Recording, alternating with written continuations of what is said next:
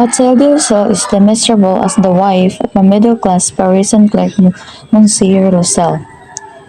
She suffered constantly from what she views as the life of poverty.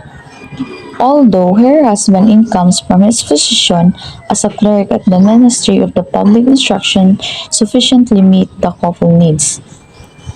Matilda's sole dream of attending local salon that hosts intimate gathering of the upper class. She assumes ears at the dinner table, fantasizing that she is eating a higher quality of food and imagining herself dining with the wealthy. She is jealous of one acquaintance in particular with whom she attended convent school. Madame Jean Forrester, who had made a good marriage to a wealthy man, but one evening, her husband returned home with a triumphant air and holding a large envelope in his hands. Matilde, here, I have something for you. She tore the paper sharply and drew out the printed card which bore this word. The Public Ministry of Public Instructions and Guards Referent request to honor Monsieur and Matilde, the sole company that palace the ministry on Monday evening on January 18. Instead of being delighted as her husband hoped, she drew the invitation on the table with the scent murmuring, "What do you want me to do with that?" "But my dear, I thought you would be glad you never go out on this such a fine opportunity. I have awful trouble to get it. Everyone wants to go. It is very select and they are not giving many invitations to clerk. The whole official will be there." She looked at him with an irritated eye and she said impatiently, "And what do you want me to go in my back?"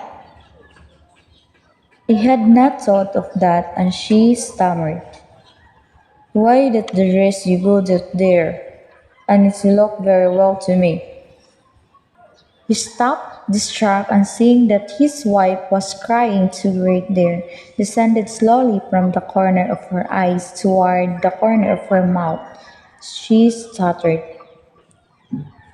"What's the matter? What's the matter?"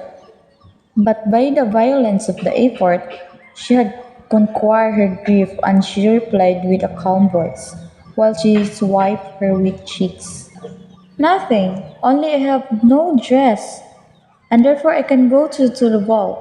Give your card to someone college, whom wise is better wife than I. Come, let you say, Matilde, how much would a cost unsuitable dress? You could use on the other occasion something very simple."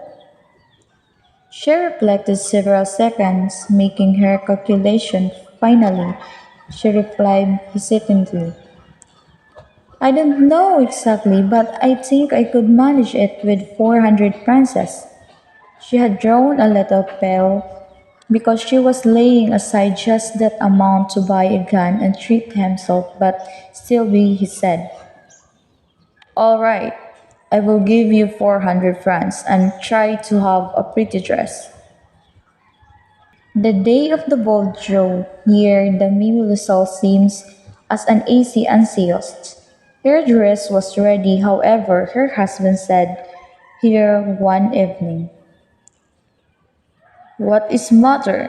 Come you been and inquired that the last 3 days. It's annoying me not to have a single jewel, not a single stone, nothing to put on. I shall look like dressed. I would almost rather not to go at all." "You might wear natural flower. It's very stylish, and it's time of year. 14 francs I can give 2 or more magnificent roses." "No, nothing more humiliating than to look for among other women who are rich." "How stupid you are! You look up your friends, maybe foresters, and ask her to lend you some jewels. You're quite enough with her to do that." Matilde uttered a cry of joy as a sight of relief on her part. "That's true. I never